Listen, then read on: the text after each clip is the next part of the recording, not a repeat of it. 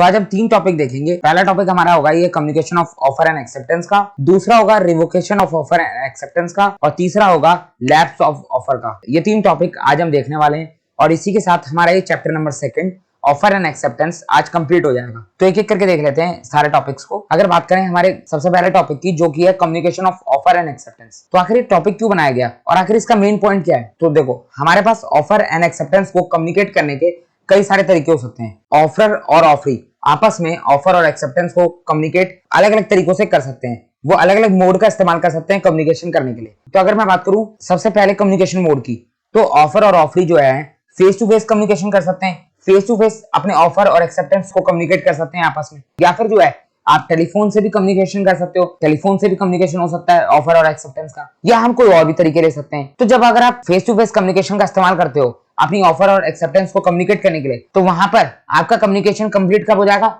Instant complete हो जाएगा। आपने ऑफर दिया, सामने वाले पर्सन ने आपको फेस टू फेस एक्सेप्टेंस दे देगा, या अगर आप टेलीफोन के थ्रू कर रहे हो तो आपने सामने वाले पर्सन को ऑफर दिया, सामने वाले पर्सन ने आपको एक्सेप्टेंस दे दिया। तो यहाँ पर कम्युनिकेशन जो है ऑफर और एक्सेप्टेंस का, वो इंस्टेंट कंप्लीट हो जाता है। इसमें टाइम गैप का तो कोई मामला ही नहीं आता। तुरंत ही एक पर्सन ऑफर देता है, दूसरा पर्सन उसको एक्सेप्ट कर लेता है, बात खत्म हो जाती है। तो जब भी फेस टू फेस कम्युनिकेशन या फिर टेलीफोन कम्युनिकेशन की बात आती है, तो वहां पर कम्युनिकेशन कंप्लीट कब हो जाता है? इंस्टेंट हो जाता है, क्योंकि ऑफर और एक्सेप्टेंस के बीच में टाइम गैप बिल्कुल भी नहीं है। लेकिन जब अगर हम किसी और मोड में जाएं, और वो मोड कौन सा हो सकता है? पहले के टाइम पे हम जो है लेटर के थ्रू ऑफर और एक्सेप्टेंस देते थे, या टेलीग्राम का इस्तेमाल करते थे। टेलीग्राम भी आपका लेटर की तरह ही होता था, तो आप टेलीग्राम से ऑफर एंड एक्सेप्टेंस देते थे, या पोस्ट ऑफिस के थ्रू लेटर डालकर ऑफर एंड एक्सेप्टेंस देते थे। तो इस केस में होता क्या था, इस तरीके का अगर आप मोड इस्तेमाल करोगे अपनी ऑफर और एक्सेप्टेंस को कम्युनिकेट करने के लिए, तो यहाँ पर टाइम लगेगा। तो यहाँ पर आखिर हम कब कहें कि हमारा communication of offer and communication of acceptance complete हो गया? तो यहाँ पर सेक्शन 4 और 5 ने साफ साफ क्लियरली बता रखा है कि अगर आपका ऐसा कोई मोड है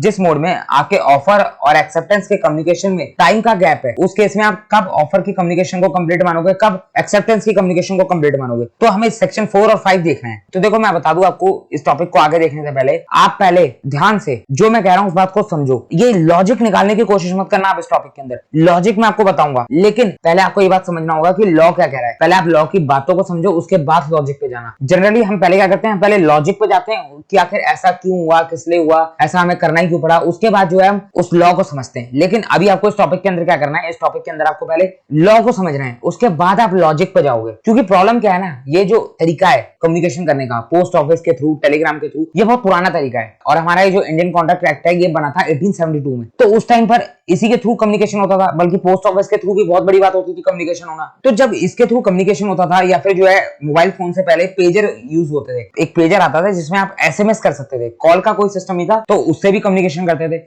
तो इन सब चीजों में होता क्या था ना, टाइम गैप बहुत ज्यादा लगता था। तो ये तरीके आज की डेट में इफेक्टिव नहीं है। मैक्सिमम केस में आप इस तरीके से कोई कम्युनिकेशन नहीं करते कि आप सामने वाले पर्सन को चिट्ठी डालोगे, फिर वो चिट्ठी का रिप्लाई करेगा, ऐसी कोई बातचीत नहीं होती। तो ये तरीके बहुत पुराने हैं। तो तरीके पुराने हैं तो लॉ भी पुराना है। तो लॉ पहले क्या कहता है वो बात आप समझो, फिर उसके बाद समझना क्या उसके पीछे का लॉजिक क्या था, ये क्या कहता है। ये पढ़ने से पहले हम चलते हैं सीधा एग्जाम्पल पे, उसके बाद हमें ये बात बहुत अच्छे से समझ में आएगी। तो हमारा एग्जाम्पल देखते हैं। 2 पर्सन है, एक पर्सन है ऑफर, दूसरा पर्सन है ऑफरी। ऑफर कौन है? हमारा मिस्टर ए। ऑफरी कौन है? हमारा मिस्टर बी। तो ऑफर ने यानी ए ने जो है एक ऑफर दिया बी को कि मैं तुम्हें अपनी कार बेचना चाहता हूँ 5 लाख रुपए में, क्या तुम खरीदोगे? अब देखो, ऑफर दिया उसमें तो कोई दिक्कत नहीं है, लेकिन ए के ऑफर देने का तरीका देखो। ए ने ऑफर देने के लिए किस चीज का इस्तेमाल करा? ए ने जो है लेटर का इस्तेमाल करा। ए ने एक ऑफर लेटर तैयार किया, उसमें अपने ऑफर के बारे में सारी बातें लिखी, और उस ऑफर लेटर को पोस्ट कब करा? 5 तारीख को, 5 मार्च 2022। पोस्ट करते ही तुरंत तो पहुंच नहीं जाएगा वो बी के पास, टाइम लगेगा। अब आखिर बी को वो ऑफर लेटर रिसीव कब हुआ? तो देखो, बी को ऑफर लेटर रिसीव कब हुआ था? 8 तारीख को।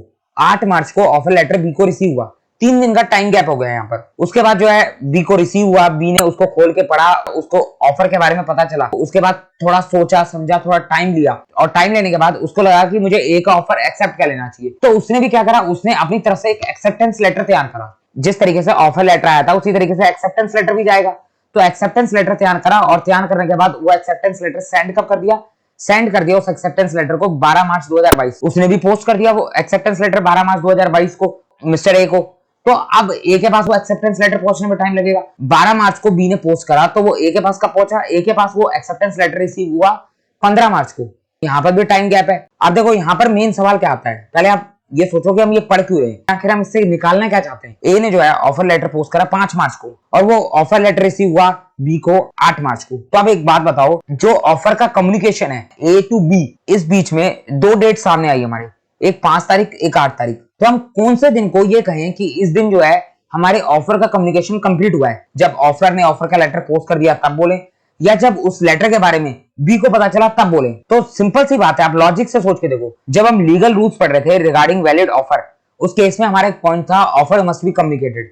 वहां पर हमने देखा था लालमन शुक्ला वर्सेस गौरी दत्त का केस। अब याद करो उस केस में क्या था, जब तक आपका ऑफर कम्युनिकेट ही नहीं हुआ, जब तक ऑफरी को पता ही नहीं चला आपके ऑफर के बारे में, आपका ऑफर वैलिड ऑफर नहीं माना जाएगा। वहां पर हमने पढ़ा था। तो उसी तरीके से जब तक बी को नहीं पता चलेगा कि उसके पास ऐसा कोई ऑफर आया है, ऑफर का कम्युनिकेशन कंप्लीट कैसे मान ले? ए ने भेजा ऑफर 5 तारीख को, तो बी को थोड़ी ना पता चला 5 तारीख को कि ए मुझे ऐसा कोई ऑफर भेजने वाला है, उसको तो 8 तारीख को पता चला ना।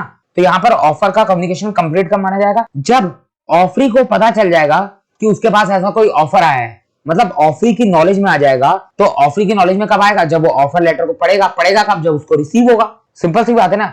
तो यहां पर हम कह सकते हैं कि आपका कम्युनिकेशन ऑफ ऑफर कंप्लीट कब हुआ है? 8 मार्च 2022। तो ऑफर का कम्युनिकेशन कंप्लीट कब होता है? जब ऑफर के बारे में पता चल जाता है ऑफरी को, जब ऑफरी के नॉलेज में आ जाता है ऑफर, तब कह सकते हैं हम ऑफर का कम्युनिकेशन कंप्लीट होता है। अब देखो यही बात सेक्शन 4 में लिखी गई है। सेक्शन 4 में क्या कहा गया है? Communication of offer, communication of offer is complete when, कब कंप्लीट होगा? It comes to the knowledge of the offeree, जब ऑफरी की नॉलेज में ऑफर आ जाएगा उस डेट पर हम कह सकते हैं कि हमारा कम्युनिकेशन ऑफ ऑफर कंप्लीट हो गया। तो आपको क्लियर हो गया कम्युनिकेशन ऑफ ऑफर कंप्लीट कब होता है। अब बात करते हैं कम्युनिकेशन ऑफ एक्सेप्टेंस की। तो कम्युनिकेशन ऑफ एक्सेप्टेंस को लेकर हमारा लॉ थोड़ी सी अलग बात करता है। वो क्या कहता है, ध्यान से सुनो, थोड़ा सा कॉम्प्लिकेटेड है लेकिन ध्यान से सुनोगे समझ में आएगा। कम्युनिकेशन ऑफ एक्सेप्टेंस की अगर मैं बात करूं तो वो कहता है आपका कम्युनिकेशन ऑफ एक्सेप्टेंस 2 एस्पेक्ट में पूरा होगा। 2 एस्पेक्ट बोल रहा है वो। पहला वो कह रहा है कम्युनिकेशन ऑफ एक्सेप्टेंस ऑफर के लिए अलग टाइम पे कंप्लीट होगा और कम्युनिकेशन ऑफ एक्सेप्टेंस ऑफरी के लिए अलग टाइम पे कंप्लीट होगा। ध्यान से पहले मेरी बात को सुनो, कंफ्यूज होने की जरूरत नहीं है। देखो यहाँ पर क्या बोला गया है, कम्युनिकेशन ऑफ एक्सेप्टेंस के 2 एस्पेक्ट है। पहला एज अगेंस्ट द ऑफर या प्रपोजर, मतलब ऑफर के लिए कम्युनिकेशन ऑफ एक्सेप्टेंस कंप्लीट होने की डेट अलग है और ऑफरी के लिए कम्युनिकेशन ऑफ एक्सेप्टेंस कंप्लीट होने की डेट अलग है। कम्युनिकेशन ऑफ ऑफर के केस में ऐसा कोई चक्कर नहीं था, कोई अलग अलग डेट नहीं थी। लेकिन जब कम्युनिकेशन ऑफ एक्सेप्टेंस की बात आ जाती है तो यहाँ पर 2 डेट्स निकल के सामने आ जाती है। अब देखो एग्जांपल के थ्रू समझाता हूँ, समझ में आएगा। ध्यान से सुनो मेरी बात को। यहाँ पर हमारे सामने 4 डेट्स हैं, हमें देखना है कम्युनिकेशन ऑफ एक्सेप्टेंस कब कंप्लीट होगी। तो ऑफर की तो कोई बात नहीं है, ऊपर वाली जो 2 डेट्स हैं ये तो ऑफर की डेट है, तो इनको तो हमें देखना ही नहीं है। हमें कौन सी डेट को देखना है? एक्सेप्टेंस की। तो एक्सेप्टेंस की हमारे सामने 2 डेट है। पहली डेट वो है जब ऑफरी ने एक्सेप्टेंस लेटर लिखकर सेंड कर दिया ऑफर को, और दूसरी डेट वो है जब एक्सेप्टेंस के बारे में पता चला किसको? ऑफर को। ऑफर को पता चला कि मेरे ऑफर को ऑफरी ने एक्सेप्ट कर लिया, क्योंकि ऑफर को भी तो तभी पता चलेगा जब उसके पास एक्सेप्टेंस लेटर आएगा।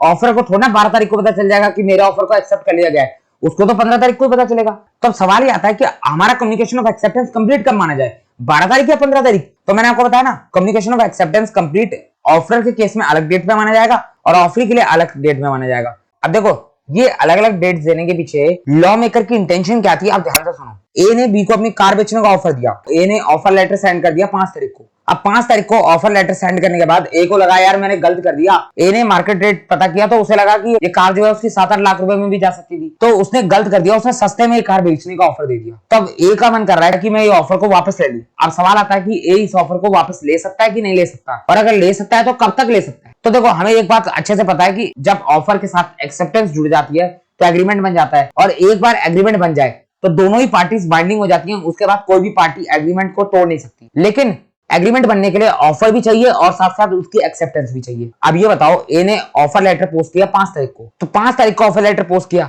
तो क्या 5 तारीख को एक्सेप्टेंस मिल गई? नहीं मिली। अब बी के पास ऑफर लेटर पहुंचा 8 तारीख को, बी ने ऑफर को पढ़ा 8 तारीख को, तो क्या 8 तारीख को एक्सेप्टेंस मिल गई? नहीं मिली। तो एक्सेप्टेंस मिली कब? एक्सेप्टेंस मिली 12 तारीख को, जब ऑफरी ने एक्सेप्टेंस लेटर लिखा और उसको सेंड करा, तभी तो एक्सेप्टेंस मिली, तभी तो ऑफर को एक्सेप्टेंस मिली। और जब एक्सेप्टेंस मिल गई तो आप दोनों पार्टीज के बीच एग्रीमेंट बन गया। तो अब जो है ए अपने ऑफर को वापस नहीं ले सकता, लेकिन जब तक एक्सेप्टेंस नहीं मिली, मतलब 12 मार्च तक जो है ए अपने ऑफर को वापस ले सकता है। वो चाहे तो अपने ऑफर को रिवोक कर सकता है। वापस लेने का हमारे सामने लीगल वर्ड क्या आएगा? रिवोक। आपने रिवोक शब्द का इस्तेमाल करना है कि जब आप ऑफर को टेक बैक करते हो या विड्रॉ करते हो तो उसको हम कहते हैं रिवोक करना, ऑफर का रिवोकेशन करना। तो यहाँ पर ए ऑफर का रिवोकेशन कब तक कर सकता है? जब तक उस ऑफर के ऊपर एक्सेप्टेंस नहीं लगी है। तो वो कब तक नहीं लगी है? 12 तारीख तक, जब तक एक्सेप्टेंस लेटर सेंड नहीं करा गया है। तो यहाँ पर 12 तारीख तक ए के पास पावर है कि वो अपने ऑफर को रिवोक कर सकता है, वापस ले सकता है। तो लॉ मेकर कहते हैं कि ए के लिए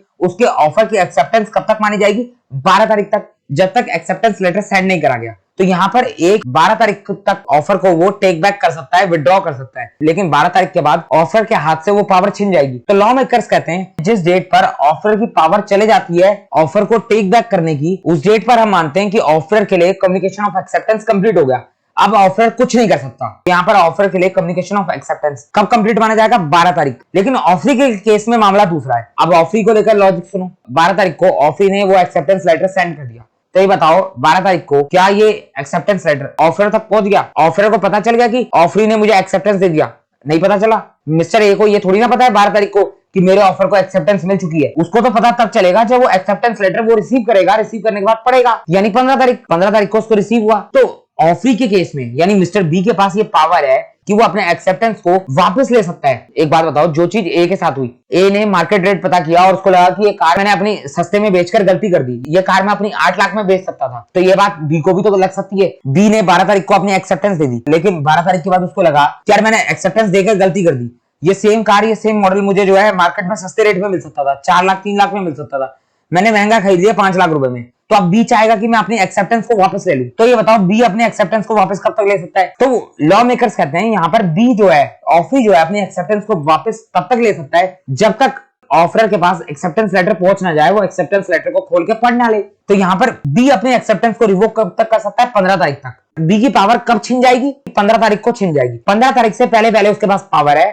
कि वो अपने एक्सेप्टेंस को वापस ले सकता है। तो सेम वही ऑफर वाला लॉजिक लगेगा। जिस डेट को एक्सेप्टेंस वापस लेने की पावर खत्म हो जाएगी, तो वो डेट हम मान लेंगे कि आपकी एक्सेप्टेंस का कम्युनिकेशन कंप्लीट हो गया ऑफरी के लिए। जिस तरीके से हमने माना था कि 12 तारीख को ऑफर के पास अपने ऑफर को वापस लेने की पावर खत्म हो गई थी, उसके पास जो मौका था 12 तारीख से पहले तक का था, तो 12 तारीख कम्युनिकेशन ऑफ एक्सेप्टेंस कंप्लीट मानी ऑफर के लिए। उसी तरीके से एक्सेप्टेंस को वापस लेने की पावर ऑफरी के पास 15 तारीख से पहले तक है। 15 तारीख को उसके पास अपने एक्सेप्टेंस को वापस लेने की पावर खत्म हो जाएगी। तो 15 तारीख की जो डेट है वो ऑफरी के लिए कम्युनिकेशन ऑफ एक्सेप्टेंस कंप्लीट होने की डेट मानी जाती है। तो हम कह सकते हैं कि 15 तारीख को कम्युनिकेशन ऑफ एक्सेप्टेंस ऑफरी के लिए कंप्लीट हो जाएगा। तो ये हमारे सामने 3 डेट निकल के आई। पहली डेट है हमारी कम्युनिकेशन ऑफ ऑफर कंप्लीट होने की, वो तो बड़ा आसान सा लॉजिक है। तो कॉम्प्लिकेशन आ जाता है हमारे सामने एक्सेप्टेंस को लेकर। Communication of acceptance complete offer के लिए अलग डेट पे होता है, ऑफरी के लिए अलग डेट पे होता है, तो कंफ्यूजन वहीं पर आ जाती है। तो अब एक बार देख लेते हैं कि आखिर लॉ क्या कहता है। उसने 2 एस्पेक्ट बताए, ऑफर के लिए अलग टाइम है और ऑफरी के लिए अलग टाइम है। तो ऑफर की अगर बात करें, communication of acceptance is complete as soon as, जैसे ही लेटर ऑफ एक्सेप्टेंस पोस्ट कर दिया जाएगा ऑफरी के द्वारा, तो उस डेट को हम मान लेंगे कि ऑफर के लिए कम्युनिकेशन ऑफ एक्सेप्टेंस कंप्लीट हो गया। तो लेटर ऑफ एक्सेप्टेंस कब पोस्ट करा गया था? हमारे एग्जांपल में लेटर ऑफ एक्सेप्टेंस पोस्ट करा गया था 12 तारीख को। तो 12 तारीख को हमने माना था कि ऑफर का कम्युनिकेशन ऑफ एक्सेप्टेंस कंप्लीट हो गया। उसी तरीके से अगर ऑफरी की बात करूं तो ऑफरी के लिए कम्युनिकेशन ऑफ एक्सेप्टेंस कंप्लीट कब माना जाएगा? Communication of acceptance is complete when it comes to the knowledge of the offer. तो जब ऑफर को आपकी एक्सेप्टेंस के बारे में नॉलेज हो जाएगी, जिस डेट को ऑफर को पता चल जाएगा उसके पास आपका एक्सेप्टेंस लेटर पहुंच जाएगा, उस डेट को हम मानेंगे कि ऑफरी के लिए कम्युनिकेशन ऑफ एक्सेप्टेंस कंप्लीट हो गया। तो ऑफरी के केस में हमारी ये डेट कौन सी थी? 15 तारीख। 15 तारीख को ऑफर के पास लेटर रिसीव हुआ, तो 15 तारीख हमारी ऑफरी के केस में कम्युनिकेशन ऑफ एक्सेप्टेंस कंप्लीट होने की डेट थी। तो आपको क्लियर हो गया? थोड़ा सा कॉम्प्लिकेटेड टॉपिक था, लेकिन अगर आपने ध्यान से सुना होगा, समझा होगा, तो आपको सारी बातें अच्छे से समझ में आएंगी। इस एग्जांपल को आप देखोगे 1-2 बार, आपको सारी बातें क्लियर हो जाएंगी, सारे कंफ्यूजन दूर हो जाएंगे। इस टॉपिक को लेकर एग्जाम में क्वेश्चन बन सकता है। टॉपिक कॉम्प्लिकेटेड है तो क्वेश्चन बनने के चांस उतने ही ज्यादा आते हैं। तो हमारे पहला टॉपिक खत्म हो गया।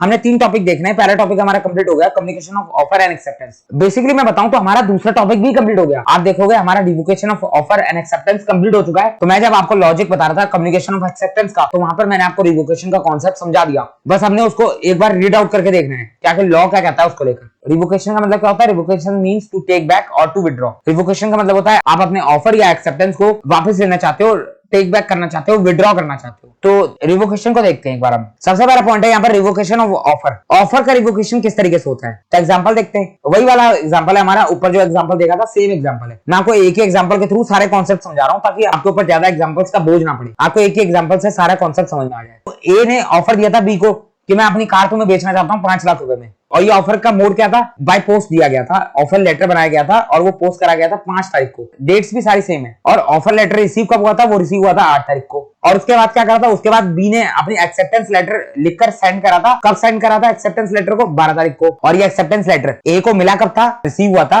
15 तारीख को। तो यहाँ पर 4 डेट्स थी। हमारा पहला टॉपिक है रिवोकेशन ऑफ ऑफर, यानी ऑफर को वापस लेना है। तो ऑफर को वापस लेगा कौन, जिसने ऑफर बनाया है। सीधी सीधी बात है, ए अपने ऑफर को वापस कब तक ले सकता है, 12 तारीख से पहले पहले ले सकता है। 12 तारीख को उसके ऑफर के ऊपर एक्सेप्टेंस लग जाएगी, उसके बाद उसके हाथ से पावर छिन जाएगी। तो ये बात मैं आपको बता चुका हूं, हमने लॉजिक के साथ समझी थी। अब ये बताओ यहाँ पर ए अपने ऑफर को वापस क्यों लेना चाहता है। तो देखो हुआ कुछ ऐसा, 5 तारीख को ए ने ऑफर लेटर भेजा बी को, तो अगले ही दिन 6 तारीख को मिस्टर सी कौन है, ए का फ्रेंड है, उसका कॉल आ गया ए के पास। उसने एक ऑफर दे दिया ए को, और वो ऑफर क्या था, ऑफर टू बाय। यहाँ पर 2 बार लिख दिया, एक ही बार आएगा।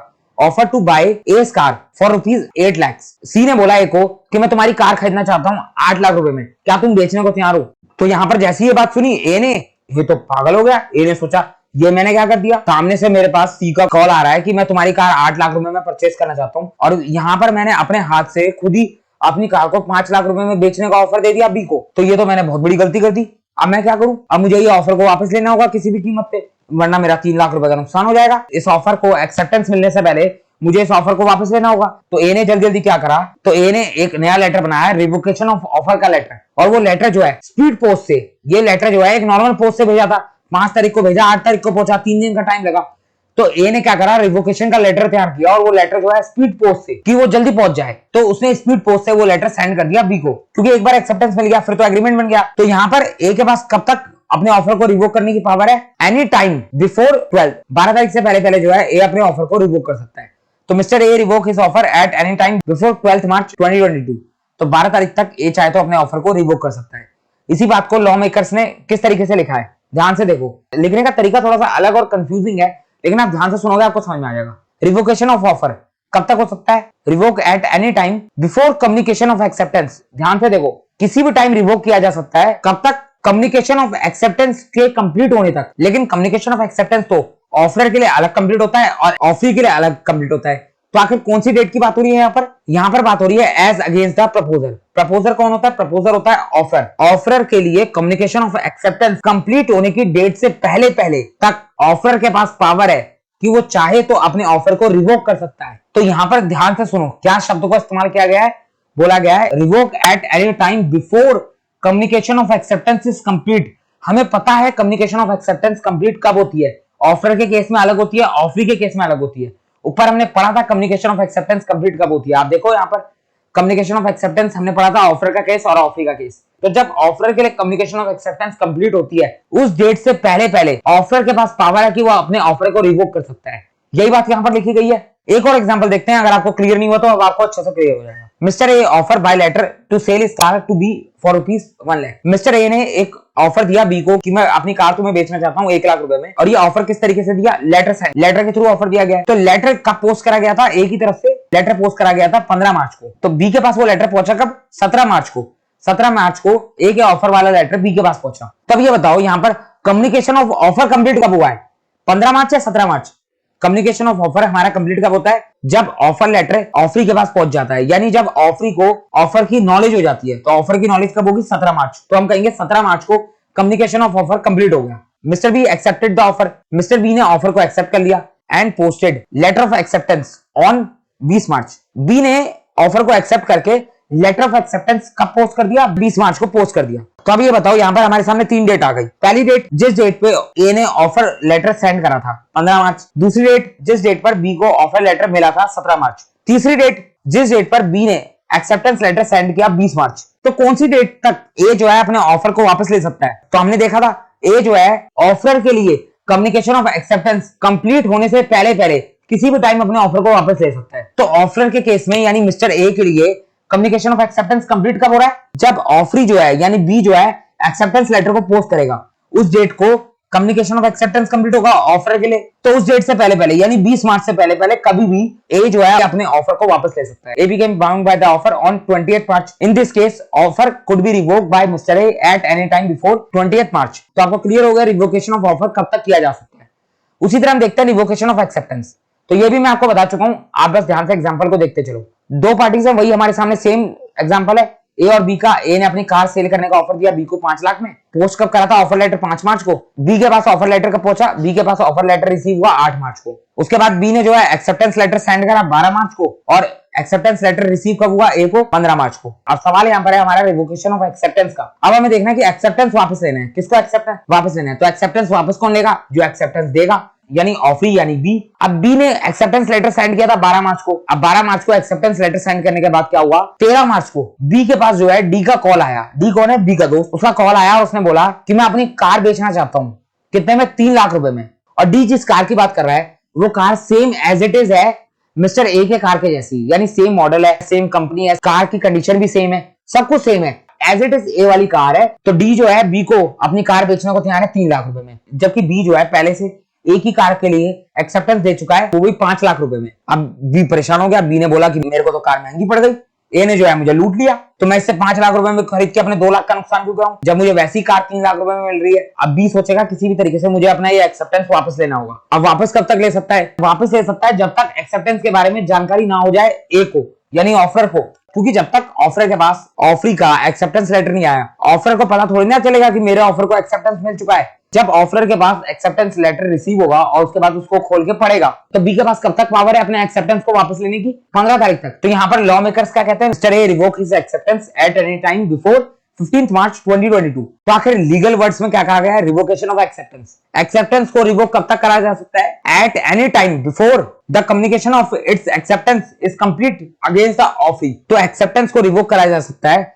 कम्युनिकेशन ऑफ एक्सेप्टेंस कंप्लीट होने से पहले पहले। इसके लिए कम्युनिकेशन ऑफ एक्सेप्टेंस कंप्लीट होने से पहले पहले, ऑफरी के लिए कम्युनिकेशन ऑफ एक्सेप्टेंस कंप्लीट होने से पहले पहले। अब ऑफरी के लिए कम्युनिकेशन ऑफ एक्सेप्टेंस कंप्लीट कब होती है? जब ऑफर के नॉलेज में उसकी एक्सेप्टेंस आ जाती है। हमने देखा था ऊपर कम्युनिकेशन ऑफ एक्सेप्टेंस कंप्लीट कब होती है ऑफरी के लिए? When it's come to the knowledge of the offer. तो ऑफर की नॉलेज में आपकी एक्सेप्टेंस जिस डेट को आ जाएगी उस डेट को हम मानेंगे कि ऑफरी के लिए कम्युनिकेशन ऑफ एक्सेप्टेंस कंप्लीट हो गई, और वो डेट है 15 मार्च। जब ऑफर को एक्सेप्टेंस का लेटर मिलेगा तभी तो उसको खोल के वो पढ़ेगा। तो 15 मार्च से पहले पहले बी के पास पावर है कि वो चाहे तो अपने एक्सेप्टेंस को रिवोक कर सकता है, वापस ले सकता है।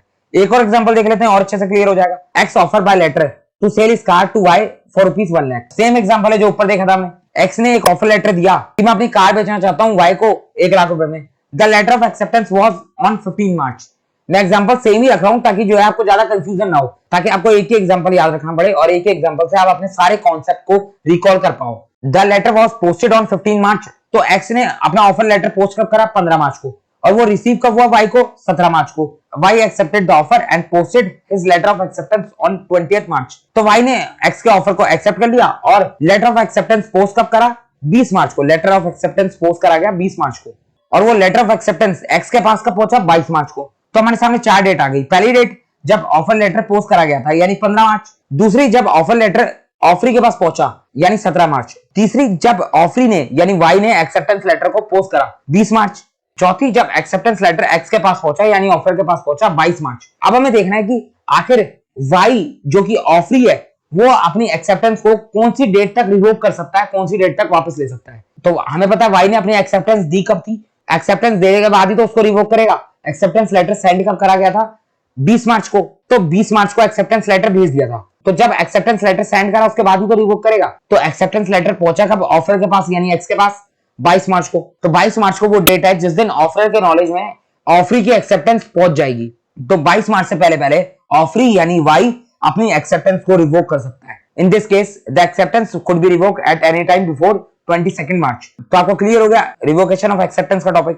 तीसरा टॉपिक आता है हमारा कम्युनिकेशन ऑफ रिवोकेशन। अब ये क्या है? ध्यान से सुनो। रिवोकेशन के टॉपिक में अभी तक हमने क्या पढ़ा? हमने 2 पॉइंट पढ़े। पहला, ऑफर रिवोक कौन सी डेट तक करा जा सकता है। दूसरा, एक्सेप्टेंस रिवोक कौन सी डेट तक करा जा सकता है। तो रिवोक करने की डेट कौन सी होगी ये तो हमने देख लिया। अब रिवोकेशन का कम्युनिकेशन भी तो होना है। रिवोकेशन लेटर पहुंचने में टाइम भी तो लगेगा। अब रिवोकेशन का कम्युनिकेशन कौन सी डेट को कंप्लीट माना जाएगा? जैसे हमने देखा था ऑफर का कम्युनिकेशन कंप्लीट होने की डेट अलग थी, एक्सेप्टेंस का कम्युनिकेशन कंप्लीट होने की डेट अलग थी। उसी तरीके से आपने रिवोकेशन लेटर भेजा है तो रिवोकेशन लेटर के कम्युनिकेशन के कंप्लीट होने की भी तो कोई ना कोई डेट होगी। तो आखिर वो डेट कौन सी होगी जब आपके कम्युनिकेशन ऑफ रिवोकेशन को कंप्लीट माना जाएगा, वही हमें देखना है। छोटा सा टॉपिक है, ज्यादा कंफ्यूजन वाला टॉपिक नहीं है, ध्यान से सुनते चलो। तो revocation of offer is effective if it is communicated. तो रिवोकेशन ऑफ तभी इफेक्टिव माना जाएगा जब वो कम्युनिकेट होगा। कब कम्युनिकेशन कंप्लीट माना जाएगा वही हमें देखना है। तो यहाँ पर भी एक्सेप्टेंस ऑफ कम्युनिकेशन वाला हिसाब किताब है, यानी दो अलग अलग डेट है। जो रिवोकेशन करेगा उसके लिए कम्युनिकेशन ऑफ रिवोकेशन कंप्लीट होने की डेट अलग होगी, और जिसको रिवोकेशन का लेटर भेजेगा उसके लिए कम्युनिकेशन ऑफ रिवोकेशन कंप्लीट होने की डेट अलग होगी। रिवोकेशन तो कोई भी कर सकता है, ऑफर भी रिवोकेशन का लेटर बना सकता है, एक्सेप्टर भी रिवोकेशन का लेटर बना सकता है। तो जो पर्सन रिवोकेशन का लेटर बनाएगा तो उसके लिए कम्युनिकेशन ऑफ रिवोकेशन कंप्लीट होने की डेट अलग होगी, और जिसके लिए बनाएगा उसके लिए कम्युनिकेशन ऑफ रिवोकेशन कंप्लीट होने की डेट अलग होगी। कौन कौन सी डेट होगी ध्यान से सुनो। For the person who makes it, तो जो रिवोकेशन का लेटर बनाएगा, जो रिवोकेशन का लेटर तैयार करेगा, अब वो ऑफर भी हो सकता है, ऑफरी भी हो सकता है, ऑफर भी रिवोक करा जा सकता है, एक्सेप्टेंस भी रिवोक करी जा सकती है। तो communication of revocation is complete जब revocation is send to the person to whom it is made. कब माना जाएगा जब रिवोकेशन सेंड हो जाएगा। सेंड किसको करना है, जिसके लिए रिवोकेशन बनाया गया है। तो जो पर्सन रिवोकेशन बनाएगा उसके लिए रिवोकेशन कंप्लीट कब माना जाएगा, जब वो रिवोकेशन के लेटर को सेंड कर देगा, उस डेट के लिए उसका कम्युनिकेशन ऑफ रिवोकेशन कंप्लीट माना जाएगा। और जिसको वो रिवोकेशन सेंड कर रहा है, यानी the person to whom it is made, यानी वो पर्सन जिसके लिए रिवोकेशन बनाया जा रहा है, उसके लिए रिवोकेशन का कम्युनिकेशन कब कंप्लीट माना जाएगा, जब उसकी नॉलेज में आ जाएगा, यानी जब उसके पास रिवोकेशन का लेटर पहुंच जाएगा। सिंपल सी बात है, कोई मुश्किल वाली बात है ही नहीं। यहाँ पर एग्जाम्पल देख लेते हैं, समझ में आ जाएगा। X offer by letter to sell his car Y ₹50,000। तो एक्स ने ऑफर लेटर तैयार किया और बोला कि मैं अपनी कार सेल करना चाहता हूं वाई को 50,000 में। और ये ऑफर लेटर पोस्ट कब करा गया, ये ऑफर लेटर पोस्ट करा गया 10 मई को। अब वाई के पास ऑफर लेटर कब तक पहुंचा, वाई के पास ऑफर लेटर पहुंचा 13 मई को। अब एक्स जो है अपने ऑफर को रिवोक करना चाहता है। उसने 10 तारीख को ऑफर लेटर भेज तो दिया, लेकिन उसको अपने ऑफर को रिवोक करना है, वापस लेना है। तो एक्स ने क्या करा, एक्स ने एक रिवोकेशन का लेटर तैयार करा और 14 तारीख को टेलीग्राम से उस लेटर को भेज दिया। और वो पहुंचा कब, वो पहुंचा वाई के पास 15 मई को। यहाँ पर हमारे सामने 4 डेट हैं। पहली डेट है जब ऑफर सेंड करा गया था, दूसरी डेट है जब ऑफर रिसीव करा गया था, और फिर हमारे सामने तीसरी डेट आती है जब एक्स ने अपने रिवोकेशन के लेटर को सेंड करा। और रिवोकेशन का लेटर पहुंचा कब, वाई के पास 15 मई। अब सवाल आता है यहाँ पर कि रिवोकेशन का कम्युनिकेशन कंप्लीट कब माना जाएगा। तो हमें अच्छे से पता है यहाँ पर क्या बोला गया है, जो पर्सन रिवोकेशन का लेटर बनाएगा, जो पर्सन रिवोकेशन तैयार करेगा। यहाँ पर रिवोकेशन तैयार किसने करा, एक्स ने। एक्स ने अपने ऑफर का रिवोकेशन करा है। तो जो पर्सन रिवोकेशन का लेटर तैयार करता है उसके लिए रिवोकेशन कंप्लीट कब माना जाता है, जब वो अपने रिवोकेशन के लेटर को साइन कर देता है। उस डेट को उसका कम्युनिकेशन ऑफ रिवोकेशन कंप्लीट माना जाता है। तो एक्स ने टेलीग्राम के थ्रू अपने रिवोकेशन के लेटर को साइन कर दिया 14 तारीख को। तो फॉर एक्स, एक्स के लिए communication of revocation is complete. कब कंप्लीट माना जाएगा, 14 मई। तो 14 मई को एक्स के लिए कम्युनिकेशन ऑफ रिवोकेशन कंप्लीट हो गया। अगर वाई की बात करें तो जिस पर्सन के लिए रिवोकेशन बनाया जाता है, वाई के लिए यहाँ पर रिवोकेशन बनाया गया था, तो जिस पर्सन के लिए रिवोकेशन बनाया जाता है उस पर्सन का रिवोकेशन कंप्लीट कब माना जाता है, जब उसको रिवोकेशन के बारे में पता चल जाए। तो वाई को पता कब चला रिवोकेशन के बारे में, 15 तारीख को, जब उसके पास रिवोकेशन का लेटर पहुंचा। तो वाई के लिए रिवोकेशन कंप्लीट कब माना जाएगा, वाई के लिए रिवोकेशन कंप्लीट माना जाएगा 15 तारीख, 15 मई को वाई के लिए रिवोकेशन कंप्लीट माना जाएगा। तो क्लियर हो गया आपको कम्युनिकेशन ऑफ रिवोकेशन का कॉन्सेप्ट। अब देखो मेनली एग्जाम में क्वेश्चन किस में से आता है, तो कम्युनिकेशन ऑफ रिवोकेशन में से तो हार्डली चांस है जब आपकी किस्मत बहुत खराब होगी तो आपसे कम्युनिकेशन ऑफ रिवोकेशन का क्वेश्चन पूछा जाएगा। जनरली क्वेश्चन क्या पूछा जाता है, जनरली क्वेश्चन पूछा जाता है ऊपर वाले दोनों टॉपिक्स में से। ऊपर हमने 2 टॉपिक्स पढ़े, communication of offer and acceptance, इसमें से आपका क्वेश्चन बनेगा। और उसके बाद आपका क्वेश्चन कहां से बन सकता है, revocation of offer and acceptance. इसमें रिवोकेशन ऑफ ऑफर से क्वेश्चन बन सकता है, रिवोकेशन ऑफ एक्सेप्टेंस से क्वेश्चन बन सकता है। कम्युनिकेशन ऑफ रिवोकेशन में से क्वेश्चन आने के चांस बहुत कम है, लेकिन जितने भी चांस है हमने कोई रिस्क नहीं लिया, हमने अपने टॉपिक को कंप्लीट कर लिया। हमारा ये रिवोकेशन का टॉपिक कंप्लीट हो गया। अब हमारे पास लास्ट टॉपिक बचता है। मैंने आपको कहा था हम 3 टॉपिक पढ़ेंगे। पहला communication of offer and acceptance, दूसरा revocation of offer and acceptance, और तीसरा हमारा लास्ट टॉपिक है इस चैप्टर का, लैप्स ऑफ ऑफर। लैप्स का मतलब क्या होता है, एक्सपायर, खत्म हो गया। तो लैप्स ऑफ ऑफर का मतलब हो गया कि आपका ऑफर खत्म कब कब हो सकता है, कौन कौन सी कंडीशन में आपका ऑफर एक्सपायर हो जाएगा। तो सेक्शन 6 ने कुछ पॉइंट्स लिखे हैं यहाँ पर जिसकी वजह से आपका ऑफर लैप्स हो सकता है। ये सारे पॉइंट्स हम अपने चैप्टर्स के अंदर पढ़ के आ चुके हैं, उन्हीं पॉइंट्स को इकट्ठा करके एक सेक्शन में आ गया, सेक्शन नंबर 6। तो यहाँ पर कुछ नया नहीं पढ़ना, हमें एक एक करके सारे पॉइंट्स को देख लेते हैं। पहला पॉइंट है बाय नोटिस ऑफ रिवोकेशन। तो जब रिवोकेशन का नोटिस ऑफर भेज देगा ऑफरी को, तो यहाँ पर ऑफर तो अपने आप खत्म हो जाएगा। तो जब ऑफर जो है रिवोकेशन का नोटिस भेज देता है तो रिवोकेशन नोटिस का मतलब ही है कि ऑफर जो है अपने ऑफर को वापस ले रहा है। तो पहला पॉइंट क्या है, नोटिस ऑफ रिवोकेशन। दूसरा क्या था हमारे सामने, पासेज ऑफ टाइम। तो हमने देखा था ऑफर जो है ऑफर देते समय टाइम प्रिस्क्राइब कर सकता है कि इस पर्टिकुलर टाइम के अंदर आपको जो है अपनी एक्सेप्टेंस देनी होगी, वरना मैं ये ऑफर किसी और को दे दूंगा। तो ऑफर जो है टाइम को प्रिस्क्राइब कर सकता है। तो अगर ऑफर ने टाइम प्रिस्क्राइब कर रखा है ऑफर देते समय, तो जैसे ही वो टाइम कंप्लीट होगा आपका ऑफर खत्म हो जाएगा, ऑफर लैप्स हो जाएगा। तो पासेज ऑफ टाइम होता ही आपका ऑफर खत्म हो जाएगा। और अगर टाइम प्रिस्क्राइब नहीं कर रखा, ऑफर ने कोई भी टाइम प्रिस्क्राइब नहीं किया, तो हमने देखा था रीजनेबल टाइम के अंदर आपको ऑफर की एक्सेप्टेंस देनी है। तो जैसे ही रीजनेबल टाइम खत्म हो जाएगा आपका ऑफर भी खत्म हो जाएगा। तो पासेज ऑफ टाइम की वजह से भी आपका ऑफर खत्म हो सकता है। और क्या क्या कारण हो सकते हैं आपका ऑफर खत्म होने के? डेथ और इंसैनिटी। जो ऑफर है उसकी डेथ हो गई या इंसैनिटी हो गई, उस केस में भी आपका ऑफर खत्म हो जाएगा। चौथा क्या पॉइंट आ सकता है? Bye rejection. ऑफर जो है आपके ऑफर को रिजेक्ट कर दे, तो यहां पर आपका ऑफर खत्म हो जाएगा। उसके बाद वो बाद में रिवाइव नहीं हो सकता, चाहे बाद में जो है सब्सिक्वेंट एक्सेप्टेंस आ जाए, यानी ऑफर जो है पहले रिजेक्ट कर दे और बाद में बोले नहीं नहीं मैं एक्सेप्ट कर लेता हूं। तो एक बार रिजेक्ट कर दिया, बात खत्म, ऑफर खत्म हो गया। तो यहाँ पर जैसी ऑफर जो है आपके ऑफर को रिजेक्ट कर लेगा, आपका ऑफर खत्म हो जाएगा। काउंटर ऑफर हमने देखा था, जब ऑफर की तरफ से काउंटर ऑफर दिया जाता है तो ओरिजिनल ऑफर खत्म हो जाता है। नेक्स्ट पॉइंट क्या है? Not accepting the offer according to prescribe mode. अब ऑफर जो है ऑफर देते समय प्रिस्क्राइब टाइम की तरह प्रिस्क्राइब मोड भी तय कर सकता है कि मुझे जो है एक्सेप्टेंस इसी पर्टिकुलर मोड में चाहिए। तो अगर उसी प्रिस्क्राइब मोड में ऑफर ने अपनी एक्सेप्टेंस नहीं दी, तो यहां पर ऑफर खत्म हो जाएगा, ऑफर लैप्स हो जाएगा। या फिर अगर मोड ऑफ एक्सेप्टेंस प्रिस्क्राइब नहीं कर रखी, तो आपको यूजुअल मोड का इस्तेमाल करना है, यानी रीजनेबल मोड का इस्तेमाल करना है। तो ट्रेडिशनली जो मोड चलती आ रही है उसी मोड में आपको यूजुअल मोड में अपनी एक्सेप्टेंस देनी होती है। By failure of acceptor to fulfil a condition president to acceptance. तो यहां पर क्या है? एक्सेप्टर जो है वो फेल हो गया। किस चीज में फेल हो गया? ऑफर ने जो है ऑफर देने से पहले बोला था एक्सेप्टर को कि आपको जो है पर्टिकुलर कंडीशन पूरी करनी होगी, उसके बाद ही आप एक्सेप्टेंस दे सकते हो। तो एक्सेप्टर जो है वो पर्टिकुलर कंडीशन को पूरी नहीं कर पाया, तो एक्सेप्टेंस क्या देगा? एक्सेप्टेंस देने से पहले आपको कंडीशन पूरी करनी थी, आपने वो कंडीशन ही पूरी नहीं करी, तो ऑफर खत्म हो गया, बात खत्म। एक और पॉइंट हो सकता है, यहां पर लिख रहा रह गया बाय चेंज ऑफ लॉ। अगर मान लो कोई लॉ ही चेंज हो गया, सपोज दो पार्टीज है ए और बी। ए ने ऑफर दिया बी को कि मैं आपको जो है 50 केजी प्लास्टिक के बैग्स जो है सप्लाई करूंगा। बी ने जो है उस ऑफर को एक्सेप्ट कर लिया, दोनों के बीच एग्रीमेंट बन गया। लेकिन यहां पर हुआ क्या? लॉ चेंज हो गया, अचानक ही जो है गवर्नमेंट ने बोला कि प्लास्टिक बैन हो गया। तो लॉ के चेंजेस होने की वजह से भी आपका ऑफर जो है वो लैप्स हो सकता है, ऑफर खत्म हो सकता है। अब प्लास्टिक की सप्लाई हो नहीं सकती, ऑफर आपका खत्म हो गया। तो इसी के साथ हमारा चैप्टर कंप्लीट हो गया, हमारा chapter number 2 offer and acceptance का। उससे पहले मैं आपको फर्स्ट चैप्टर भी करवा चुका हूं, nature and kinds of contract, और आज हमने अपना सेकंड चैप्टर भी कंप्लीट कर लिया। फर्स्ट चैप्टर और सेकंड चैप्टर की सारी वीडियोस का लिंक मैं आपको इस वीडियो के डिस्क्रिप्शन बॉक्स में दे दूंगा, आप जाकर उस वीडियोस को देख सकते हैं। अब हम स्टार्ट करेंगे अपना थर्ड चैप्टर, जो कि है कंसिडरेशन।